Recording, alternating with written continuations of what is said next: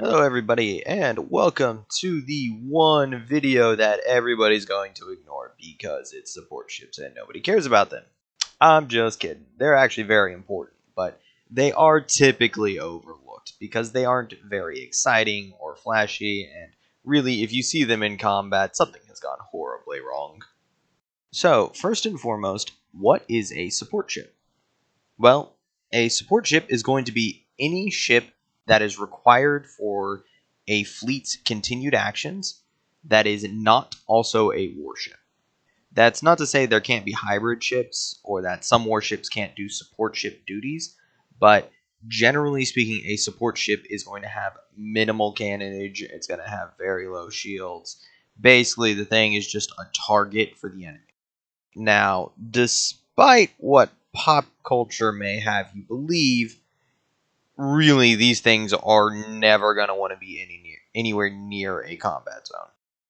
If you're seeing a support ship rolling up to a battlefield, either this fight has taken literal days or they are unaware there was a battle there. So if a support ship is necessary for a wartime fleet but isn't supposed to be anywhere near a battle, what do? Well, they do, as the name implies, support the fleet. Their job is to bring food, to bring ammunition, to bring additional troops or crew should something happen to those. This will also include your tugboats to make sure that your ships can get back home, or if you're in a more fantastical setting, it may outright include repair ships, where they go out there and they actively repair ships inside space, which isn't something you typically see in the real world. It isn't that we are completely incapable of doing it, it's that usually a ship that damaged sinks, and then we do become incapable of repairing it. So, most of the time, we just send out a tugboat to take it back to port. Now, these ships are actually extremely important for any fleet that wants to operate for any period of time, because most ships don't actually carry that much in the way of supplies. And yes, it may be like, oh, you've got a month's worth of supplies, but a month means you have roughly 1 week to get to your location, 2 weeks to do operations, and 1 week to come back. That's not much time. And it's not a lot of distance that you can really cover. So, in this regard, support ships are the way your fleet has any presence. If you can destroy an enemy's support ships and all of their logistical capability, they're not going to be able to leave port. So in Star Wars, say, like if you take out all of the support ships for the Imperial fleet, they're basically all stuck at port, and you have free reign of the Outer Rim. They flat can't contest you without support ships. Whereas conversely, if you refuse to touch enemy support ships, their fleet can show up basically out of nowhere because they can camp out anywhere and they will always be supplied. They can take any route because they'll be loaded with fuel, and you will be facing the full force because they'll be fully resupplied with troops. Now, that's just the basics of support ships.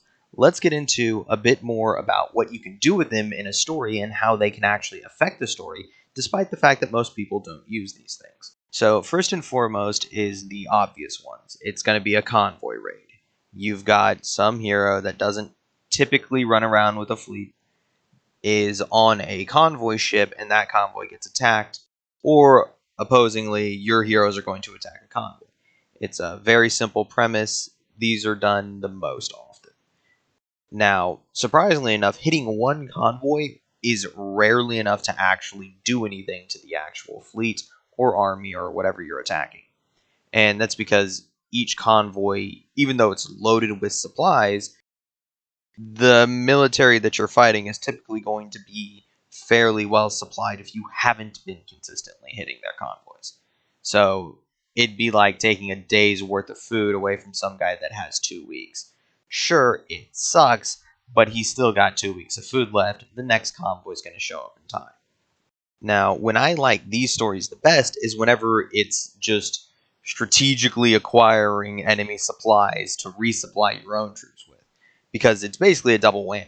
Your troops are about to run out of supplies, and you aren't going to get resupplied in time. You know it's not going to happen. Maybe you're cut off. Maybe you're just too far away from your own lines. Doesn't really matter. You know you're going to run out of food, ammo, water, something before the enemy catches you.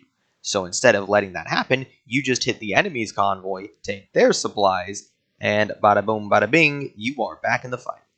And obviously, I like this the best because it has kind of the most overall utility. Both you're denying the enemy support, as well as you are supplying your own support. It's a very self contained way of showing self sufficiency and resourcefulness, as well as strategic thinking.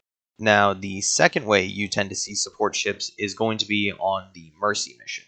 This is whenever something's occurring, maybe there's a blockade on a planet, there's a bunch of civilian casualties going around, and you need either food or medical supplies to make it to the planet in order to save these civilians. This is done usually to show off who's the good guys, who's the bad guys. The reason this works for this is because one side wanting to do the Mercy mission is usually considered the good guys. They're the ones trying to help innocent civilians caught in the crossfire who have done nothing wrong. And then the other side is going to try and deny this Mercy mission. And this is almost always done for strategic reasons, basically highlighting the difference between being a caring ruler and being a methodical, logical based one. So in this regard, what you have happen is the logical conclusion is deny the Mercy mission because it will force your opponent, who cares so much for these civilians, to make rash actions and to make an attack that is unfavorable to them, which will allow you to destroy them, at which point you will then allow the Mercy mission. Now, the most narratively common outcome for this is actually probably the one that happens the least often in real life, and that is that the fleet attempting to deny the Mercy mission is destroyed. Now, the reason this happens is because narratively, writers like to write stories that make people feel good, and it really doesn't feel good to just have a bunch of civilians die because some dude denied them food. It's a very dark storyline, and most people don't like to write those. That said, you are not actually prevented from writing any of the outcomes, which is either the quote-unquote good guys' fleet is destroyed, the quote-unquote bad guys' fleet is destroyed, or that the Mercy mission itself fails, either due to destruction or one side being unwilling to launch it. And before I head on, I just want to point out that it's not really a good idea to have a ton of these Mercy missions running around, because if everything's a Mercy mission, then why are you still fighting? It kind of degrades your narrative in a way. It just works in one instance, but the more you use it, the less effective it becomes.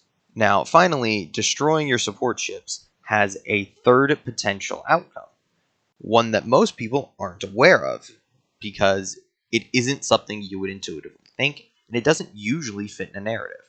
And this outcome is that the fleet has to scavenge. Yes, you heard me right. A fleet of trained soldiers is going to have to go out and hunt, fish, and forage for food. Now, this can just mean that they leave a huge trail behind them they have to go through, and they cause a lot of ecological devastation, which is a propaganda win. But it could also have much more direct impacts if you cut their supply lines next to a bunch of farms. You see, an army never decides that it needs to starve to death. So they will raid the farms. And if you already have a civilian population that's under an oppressive rule and you want to have them pushed over the edge to the point where they're willing to revolt, you can actively target supply ships, and the army raiding the local farms and causing direct damage to the farmers will turn the farmers against the army before it will turn the farmers against you. It takes a significantly capable and efficient and effective propaganda machine to counter this outcome, because it's making people believe things that are not true, that they can prove every day by looking at it. Now, as we are on Earth and we did have COVID, and it is extremely relevant to this, I will point out only that the longer COVID went on, the more extreme reactions got on both sides, but also the more people swayed to the side of just leave me alone. So back to how to use it in a story. Well, you've got a fleet, they have no food, they're raiding a farm, and they're going to be raiding it for food, supplies, and various other things. But what happens is this also means that there's often a civilian mix with the actual military compound. And this allows you great opportunities for sabotage. So even though you don't typically see this particular outcome of the army having to scavenge, it is a very effective one should you ever choose to use it. And that's kind of it for the primary support ships that you see, the food, the medical supplies. Here, I'm going to also put in one little minor caveat for any specialized supply ship, say it's for a particular weapon. And if you like, we're going to treat this the way you would treat ammo. So it would be one of those, if you take out this particular ship, you render the weapon inoperable. And you don't actually render it immediately inoperable, mind you. It still typically has one or two shots left in these settings that I see this happening, but it means they've got one shot and then they're done. So this is a good way to kind of by proxy take out a super weapon or to take out some particularly strong fortification, even though you're still going to have to sacrifice people. It changes the game from being a full suicide to we need to make certain sacrifices in order to win the war. And one of those is palatable and one of those is not. So I hope I've been helpful. I hope you understand a bit more about support ships, and I hope this will be useful to you in the future.